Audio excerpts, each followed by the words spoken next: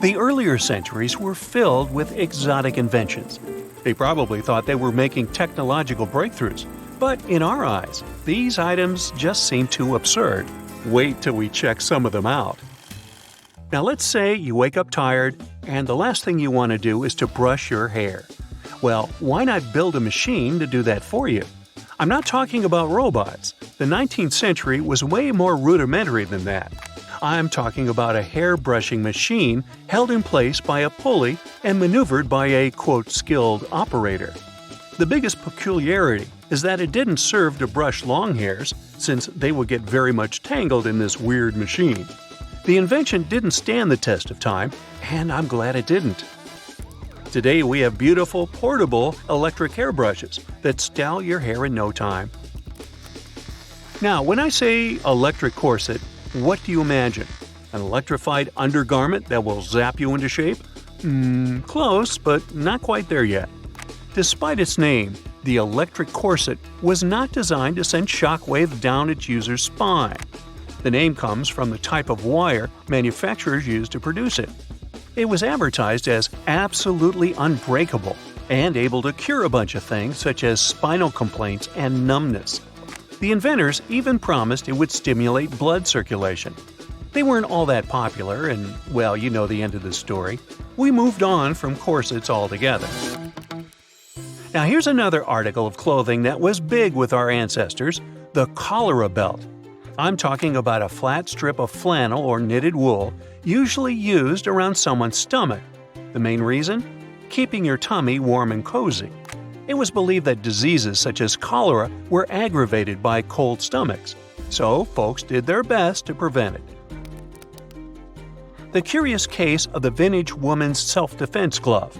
Today we have the likes of pepper spray, but somewhere around the 1800s, women could wear this. Ooh, a glove with sharp and pointy metal fingernails, ready to serve as a self-protection tool. Wow, they look extremely creepy nowadays though. Meanwhile, have you heard of New York City's pneumatic transit system? No? That's because it didn't work out. In the 1800s, Alfred Beach tried building one of these. By pneumatic, we mean it uses wind or air pressure as the main technology, which basically meant they used huge fans to try and move passenger trains. It didn't work on large scales though, so they abandoned the idea. Perhaps it was just full of hot air. Transportation issues sure were something to resolve, so people came up with absurd ideas such as the monowheel motorcycle. The basic principle of this thing was to build a large enough wheel that can fit a rider along with a motor that moves the whole thing forward. It was such a success that people still use it today. But modern-day inventors came up with another monowheel transport, an electric unicycle. One thing's for sure, you gotta have good balance to be able to ride this beauty. Now, did anyone say tiny eyeglasses for chickens? Yep, these were once a thing. Also known as chicken specs, these cute items were used to prevent feather pecking. You know, when a chicken tries to pick the feathers of another chicken? The best feature for me? These were rose-colored glasses. Lucky chickens that got to see the world in optimistic pink. Someone was admiring their lawn and thinking, oh my, it'll take me days to mow my backyard. Then they looked straight at their horse and thought, not if I build a horse-powered lawnmower, it won't.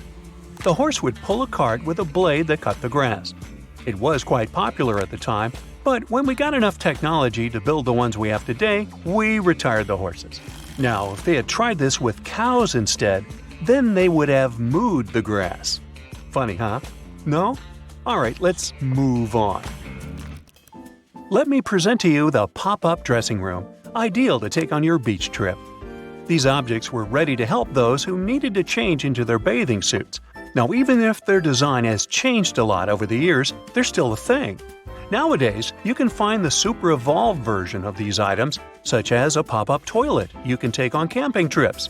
Now, you can not only change your clothes, but you can also pop in for a shower. Wait, who takes a shower when they're camping? Now, I never understood what these wooden bathing suits were for.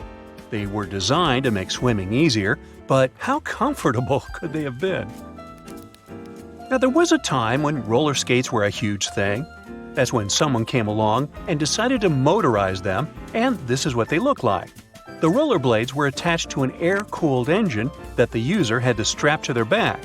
It came equipped with a hand clutch to accelerate or cut off the engine. Apparently, it was popular amongst sales folks.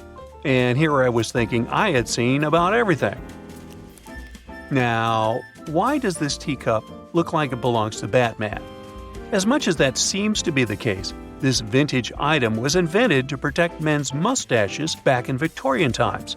For context, let's take a look at some of these iconic mustaches. They probably use some kind of product to keep them this fine and sturdy, right? But every day, when the clock struck tea time, men would have to sip on their delicious Earl Grey and spoil their mustache. That's when this superb invention came in. We probably don't see them anymore because they turned obsolete, like the mustaches. There were also those who liked to take earthly transportation into new environments, like this amphibious bike prototype. I wonder if he could propel the bike to move underwater or if it just floated with the currents.